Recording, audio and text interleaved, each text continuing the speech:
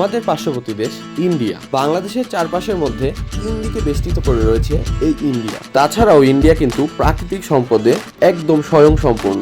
এক প্রান্তে যখন প্রচন্ড শীতে সোয়েটার গায়ে দিয়ে থাকতে হয়, ঠিক একই সময়ে আরেক প্রান্তে প্রচন্ড তাপদাহে মানুষজন অস্থির। এই তো মাত্র আমরা ইন্ডিয়া থেকে ঘুরে আসলাম। আমাদের এই 8-10 দিনের ইন্ডিয়া ট্রিপে ছিল দার্জিলিং ভ্রমণ এবং দার্জিলিং এর সুন্দর সুন্দর কিছু পরিচিত এবং অপরিচিত কিছু প্লেস নিয়েছি। হিমালয়কোনা দার্জিলিং এর অনেক ড্রোন শট। আমাদের রুমের জানলা থেকে ভরপুর কাঞ্চনজঙ্ঘার রূপ উপভোগ করেছি। সব মিলিয়ে এবারে দার্জিলিং ট্যুরটা ছিল আমাদের একদম সময় সোহাগা। একদম মিনিমাম বাজেটে এইবারে দার্জিলিং সিরিজটা আমরা কভার করেছি। বাজেট কম হলেও কিন্তু এক্সপিরিয়েন্স ছিল একদম ভরপুর। ইনশাআল্লাহ দার্জিলিং সিরিজটি খুবই শীঘ্রই পার্ট বাই পার্ট আকারে আপলোড দেওয়া হবে। দার্জিলিং এর পাহাড় উপভোগ করে আমরা কিন্তু চলে এসেছিলাম দীঘাতে সমুদ্র বিলাস করতে। কলকাতার সব থেকে কাছে সুন্দরতম জায়গার মধ্যে দীঘা অন্যতম। এক্সপিরিয়েন্স করেছি সমুদ্রের বিশালতার মধ্যে হারিয়ে যাওয়া। এক্সপিরিয়েন্স করেছি দীঘার চমৎকার একটি নাইট লাইফ। এছাড়াও আপনারা তো জানেনই খাবার দাবার আমার কতটা বেশি পছন্দের। বাট কিন্তু ইন্ডিয়াতে গিয়ে একদম ভরপুর রকমারি খাবার দাবার খেয়েছি। বাংলাদেশ থেকে সবথেকে কম খরচে কিভাবে দার্জিলিং যাবেন, দার্জিলিং এ গিয়ে কোথায় থাকবেন এবং কি কি সাইট সিইং করবেন সম্পূর্ণ বিস্তারিত থাকবে কিন্তু